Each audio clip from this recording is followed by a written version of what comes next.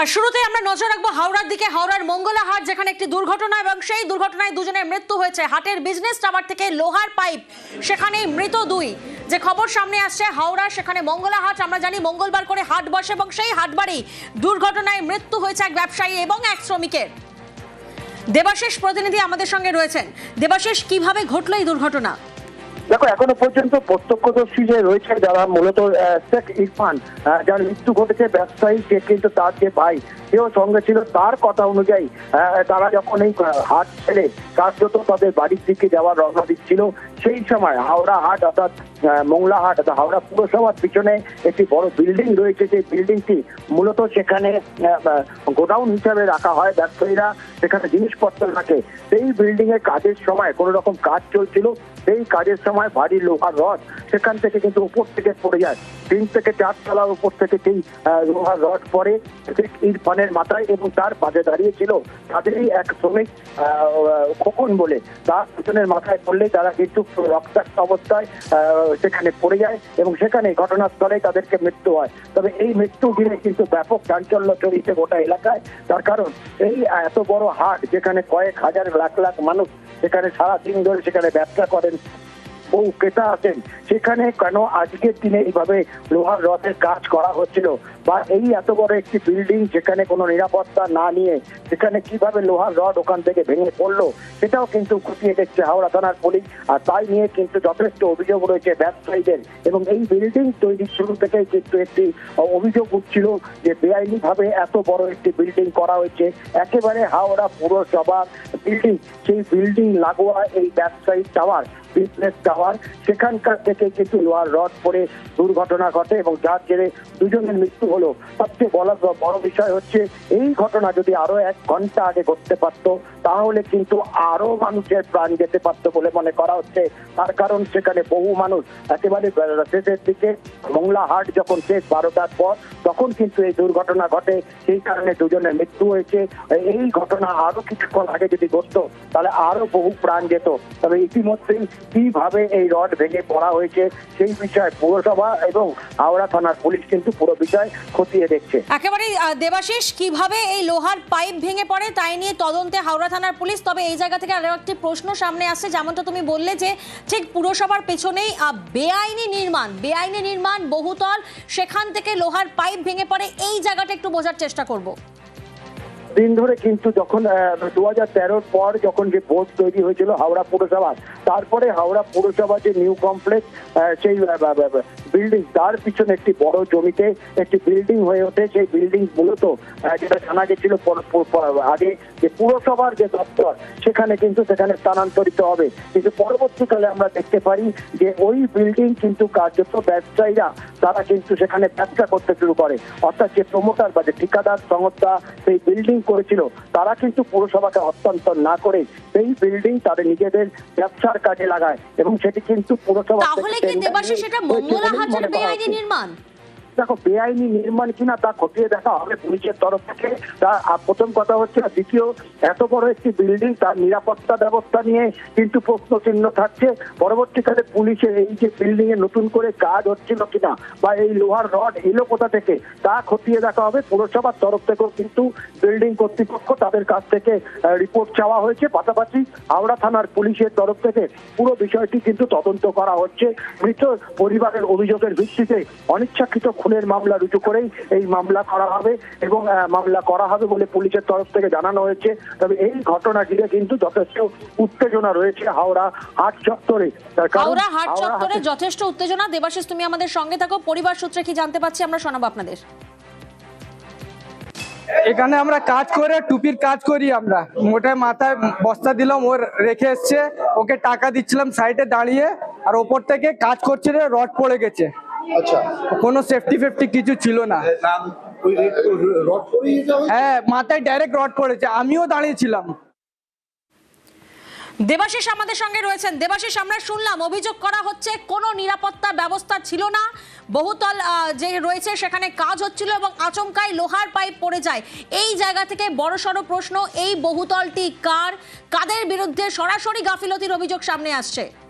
দেখো এখনো পর্যন্ত পুরসভা সূত্রে খবর, যেটি পঞ্চদ্বীপ কনস্ট্রাকশন এদের তরফ থেকে কিন্তু এই বিল্ডিংটি তৈরি করা হয়েছিল।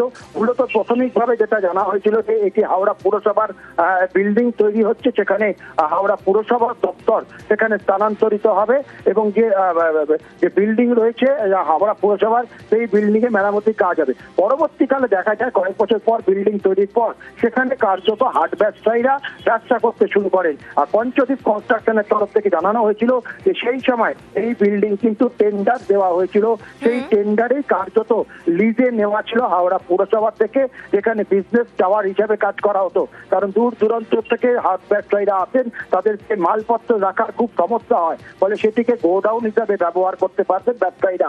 সেই কাজেই কিন্তু এখানে হতো এবং সেই ঘটনা এবং আজকে এই লোহার রড পড়ার পেছনে কি ঘটনা তা কিন্তু খতিয়ে দেখা হচ্ছে। একেবারে কার বা কাদের গাফিলতিতে এত বড় দুর্ঘটনা খতিয়ে দেখছে পুলিশ। ধন্যবাদ দেবাশিস।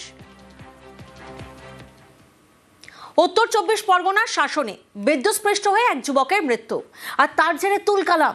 অভিযোগ, হাই ভোল্টেজ বিদ্যুতের তারের ঠিক নিচে নিয়ম না মেনে নির্মাণ হচ্ছিল, আর সেখানেই কাজ করতে গিয়ে বিদ্যুৎস্পৃষ্ট হয়ে মৃত্যু হয় রাজমিস্ত্রির। আর এরপরেই বাড়ির মালিকের গ্রেফতারি চেয়ে তুমুল বিক্ষোভ।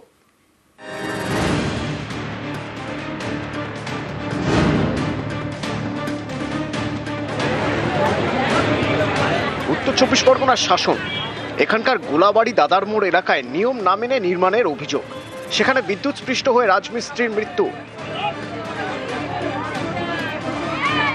তারপরেই তুমুল উত্তেজনা, দেহ আটকে ব্যাপক বিক্ষোভ, পুলিশের গাড়িতে ভাঙচুর।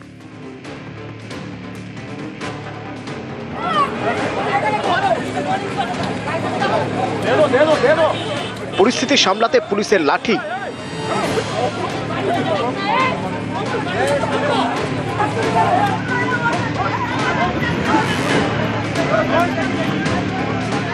বেশ কয়েকজনকে আটক করে পুলিশ।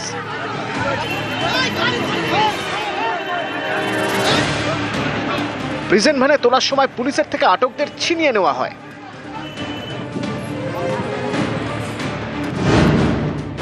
শাসনের গোলাবাড়ির বাসিন্দা ফারুক ইসলামের একতলা বাড়ি।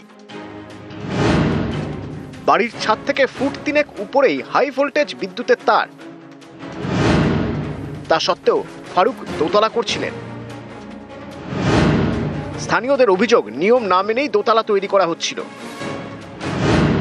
তাই ছাদ ঢালাইয়ের জন্য কেউ রাজি হচ্ছিলেন না। অভিযোগ, রাজমিস্ত্রি সাইফুল ইসলামকে টাকার লোভ দেখিয়ে রাজি করান ফারুক ইসলাম। সোমবার ছাদে কাজ করতে ওঠেন সাইফুল। হাই ভোল্টেজ তারে হাত লেগে যায়, বিদ্যুৎস্পৃষ্ট হয়ে ঘটনাস্থলেই মৃত্যু হয়। ঘর ছিল সেই কারেন্টের তারে জায়গা দিয়ে ওখানে, কিন্তু জোর জবরদস্তি করে যাই ঘর মালিক তুলে দিয়েছে। ঘরের ওপরে তুলে দিয়ে বলে তুই কাজ কর, তোর কোনো রকম অসুবিধা হবে না, তুই ওর তোর কোনো রকম অসুবিধা হবে না, থাকলে আমি রয়েছি তোর পাশে, তোর কিছু হবে না। কিন্তু সেই দুর্ঘটনায় মারা গেল আজকে, কোনো পারমিশন নিয়ে এখানে ঘর করার ওখানে। আর এই বাচ্চা ছেলের পয়সার লোভ লালসা দেখিয়ে একে জোর জবরদস্তি উপরে তোলা হয়েছে। এ মারা গেছে কারণ ইলেকট্রিক শর্ট খেয়ে 33,000 ভোল্টে। এর আমরা বিচার চাই। পয়সা খাইয়ে, পুলিশ প্রশাসনের পয়সা খাইয়ে এটা করেছে। অনেকদিন ধরে হচ্ছে, মিস্ত্রি আসতে চলে যাচ্ছে, কেউ এখানে রিস্ক নিচ্ছে না। ঘটনার পর দেহ উদ্ধারে যায় পুলিশ, তখনই ক্ষোভে ফেটে পড়েন স্থানীয় মৃতের পরিজনেরা। এই ঘর মালিক এইরকম একটা পজিশনে কাজটা করাই কি করে, সে কাজটা করালো কি করে? তার কি একটা বিবেক বুদ্ধি বলে কিছু নেই? টাকা আছে বলে সব আছে, টাকার হয়তো বাচ্চারা টাকার লোভ দেখেছে কিছু, হয়তো সেই টাকার লোভে কাজটা করতে গেছে। তার তো একটা বিবেক করা উচিত ছিল যে এই জায়গাটা আর পুরো আনলেগের আসবে। ঘটনা যেটা ঘটেছে সেটা দুঃখজনক ঘটনা। একটি 34 বছরের ছেলে মারা গেছে। ইনিশিয়াল একটা ক্ষোভ হয়েছিল মানুষের মধ্যে, সেই ক্ষোভের বহিঃপ্রকাশ ঘটেছে। হাউএভার সেই নিয়ে আমরা প্রপার সেকশনে কেস করছি। অভিযুক্ত বাড়ির মালিকের শাস্তি এবং আর্থিক সাহায্যের দাবিতে সরব মৃতের পরিজনেরা। উত্তর 24 পরগনার শাসন থেকে জিয়াউল আলম, নিউজ 18 বাংলা।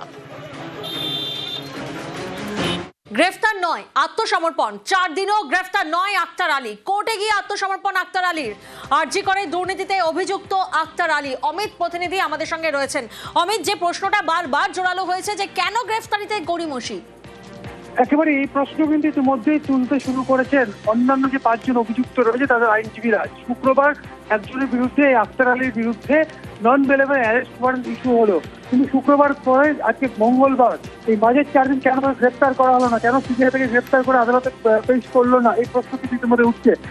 এবং শনিবার তিনি আত্মসমর্পণের জন্য এসেছিলেন, তার আইনজীবী আসার কারণে তিনি আবেদন করতে পারেনি। আজকে আবারও আখতার আলী স্পেশাল সিবিআই কোর্টে আত্মসমর্পণের জন্য তিনি এসেছেন এবং তার আইনজীবীর তরফে আদালত সূত্রে খবর ইতিমধ্যেই আত্মসমর্পণ করতে চেয়ে আবেদন জমা দিয়েছে। এবং এখানেই বারবার যে প্রশ্ন উঠে আসছে, তাহলে মাঝে এই 4 দিন সময় পেল সিবিআই, কেন আখতার আলীকে গ্রেফতার করলো না?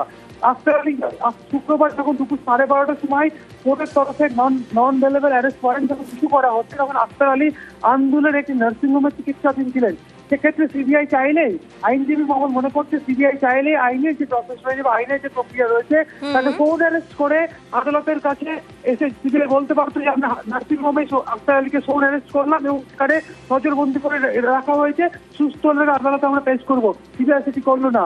শনিবার যখন সে হাসপাতাল থেকে ছাড়াতে আদালতে এলো আত্মসমর্পণ করার জন্য, প্রায় 1 ঘন্টার বেশি সময় আখতার আলী আদালত চত্বরে ছিলেন। সেই সময় সিবিআই আধিকারিকরা এসে তাকে গ্রেফতার করতে পারতেন, করলেন না। রবিবার দিন তার বাড়িতে গেলেন, আখতার আলী নেই, চুপচাপ ফিরে এলেন। গতকাল প্রায় 6 ঘন্টা আখতার আলী কখন আত্মসমর্পণ করবেন তার অপেক্ষায় তদন্তকারী অফিসার কোর্টেই বসে থাকলেন। এই নিয়ে কিন্তু বারবার প্রশ্ন হচ্ছে। আজকে আখতার আলী আদালতে এসছে এবং আদালত সূত্রে খবর ইতিমধ্যে তার আইনজীবী স্পেশাল সিবিআই কোর্টে আখতার আলী আত্মসমর্পণের যে আবেদন সেটা জমা দিয়েছে। বেশ,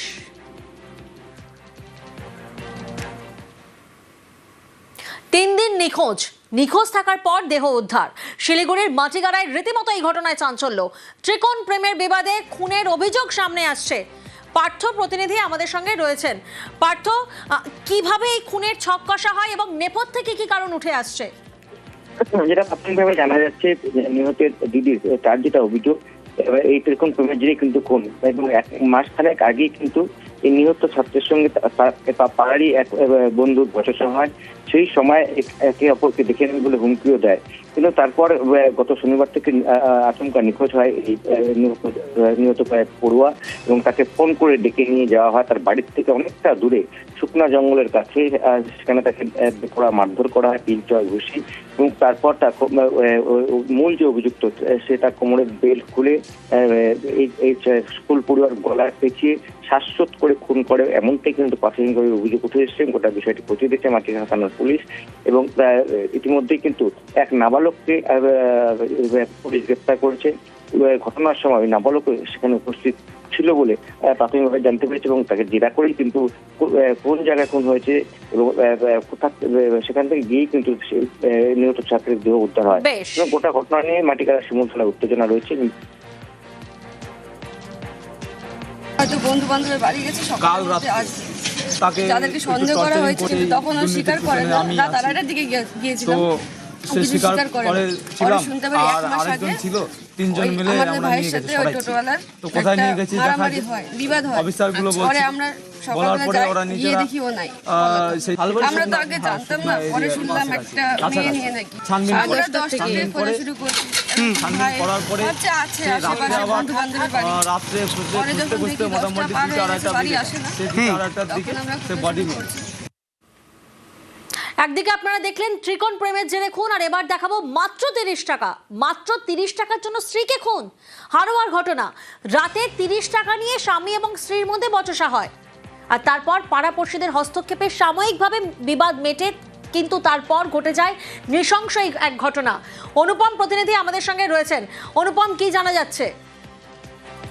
এই যে হারোয়া থানার পশ্চিমপাড়া এলাকার ঘটনা, এখানে রবিউল ইসলাম বলে এক যুবক, তার স্ত্রী রুবিয়া সুলতানা, তাকে শ্বাসরোধ করে খুন করার অভিযোগ তার বিরুদ্ধে, এবং যেটা সামনে আসছে বা যেটা এলাকার মানুষ থেকে তার পরিবেশী পাড়া প্রতিবেশী সবাই যেটা অভিযোগ তুলছে যে মাত্র 30 টাকা নিয়ে এই গন্ডগোলের সূত্রপাত। তার কারণ এই যে রুবিয়া সুলতানা এবং রবিউল ইসলামের যে সন্তান, সে যে গৃহ শিক্ষকের কাছে পড়তো, সে 30 টাকা পায়, সে তাগেদা করছিল, তার কাছে চাচ্ছিল, এবং সেই নিয়ে রুবিয়া সুলতানা তার স্বামীকে বেশ কয়েকবার বলে, এবং এই 30 টাকা নিয়েই দুজন স্বামী স্ত্রীর মধ্যে গন্ডগোল, এবং সাময়িকভাবে এলাকার যেসব গ্রামবাসীরা রয়েছে তারা সাময়িকভাবে সেটা মীমাংসাও করে দেয়। কিন্তু তারপরেও রাত্রে রুবিয়া সুলতানের সঙ্গে তার স্বামীর সঙ্গে ব্যাপক গন্ডগোল ঝামেলা হয়, এবং তারপরে এই রবিউল ইসলাম তার স্ত্রীকে গলা টিপে খুন করে বলেই কিন্তু অভিযোগ। এবং ইতিমধ্যে হাওড়া থানার পুলিশ রবিউল ইসলামকে গ্রেপ্তার করেছে এবং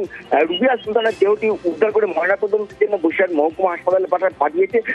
উল্টো দিকে এই যে রবিউল ইসলামের এই যে পাশবিক যে মনোভাব বা এই যে এতে কিন্তু এলাকার মানুষ রীতিমতো ক্ষুব্ধ রবিউল ইসলাম। একেবারে নৃশংস এক ঘটনা। বৌমা যাবার পরে শাশুড়ি দরজা খুলিনি, তারপর আমাদের কমিটি গিয়ে দরজা খুলে দিল।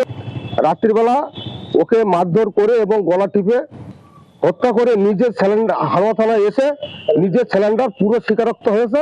আমরা গ্রামবাসী সবাই আমরা সেই মহিলার পক্ষ থাকবো, তার 2টো বাচ্চা আছে, যারা দোষী তাদের তো সাজা হবেই। আর এবার নজর রাখবো মুর্শিদাবাদের সাগরপাড়ার দিকে, কারণ সেখানে রীতিমতো সংঘর্ষ, জানিয়ে উত্তেজনা দানা বেঁধেছে। যে ছবি এই মুহূর্তে আপনারা দেখছেন, মুর্শিদাবাদের সাগরপাড়ায় সংঘর্ষ।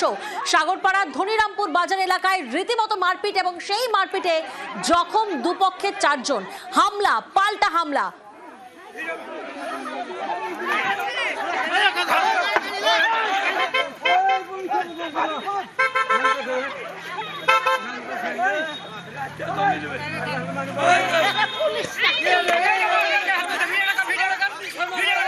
প্রণব প্রতিনিধি আমাদের সঙ্গে রয়েছেন।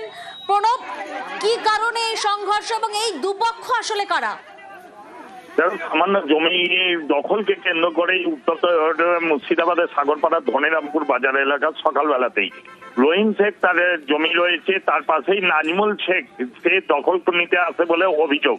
রহিম শেখের পিসি সেই জমি বিক্রি করেছে এবং এই নিয়ে গন্ডগোল কিন্তু দীর্ঘদিন ধরেই চলছিল। তারপরে আজকে সকালবেলাতে যখন নাজমুল শেখ তার লোকজন নিয়ে আসে, তারপরেই তাদের মধ্যে বচসা, হাতাহাতি, তারপরে কিন্তু লাঠালাঠি শুরু হয়ে যায় এবং ঘটনায় 4 জন আহত হয়। তাদেরকে প্রাথমিক স্বাস্থ্য কেন্দ্রে নিয়ে যাওয়া হয় চিকিৎসার জন্য। এই ঘটনায় সঙ্গে সঙ্গে সাগরপাড়া থানার পুলিশ চলে আসে এবং 5 জনকে আটক করে, এবং 2 পক্ষ থেকে কিন্তু অভিযোগ দায়ের করেছে সাগরপাড়া থানায়। গোটা ঘটনা তদন্ত করছে সাগরপাড়া থানার পুলিশ। বেশ, রাস্তাতে উঠছি তো আমার বাড়ির সামনে ভ্যানে করে সাথে বাসানে পুঁততে গেছে। কারা? শামসুদ্দি, দশরথ আর ওই মহি, আরো 10-15 জন এসে ঘিরতে লেগেছে। আমি আমার বাধা দিয়েছি, আমাকে এসে পিছন থেকে এসে মারতে গেছে, হাসি দিয়ে লাঠিতে মারতে লেগেছে। আমি ধরতে গেছি, গলাতে মারতে হতে আমার হাতে মারিয়ে দিয়েছে। জমিটা কার? আমার রহিম, জলিল আর ফজলু আর ফুলসার, আমি, এই 6 জনের জমি। সকালবেলা ওরা কি করতে এসেছিল? ওরা দখল করতে এসেছিল জোর করে। থানায় অভিযোগ জানিয়েছেন? হ্যাঁ, আগে 2বার এসেছি। আজকে জানাবেন অভিযোগ? হ্যাঁ, আজও জানাবো।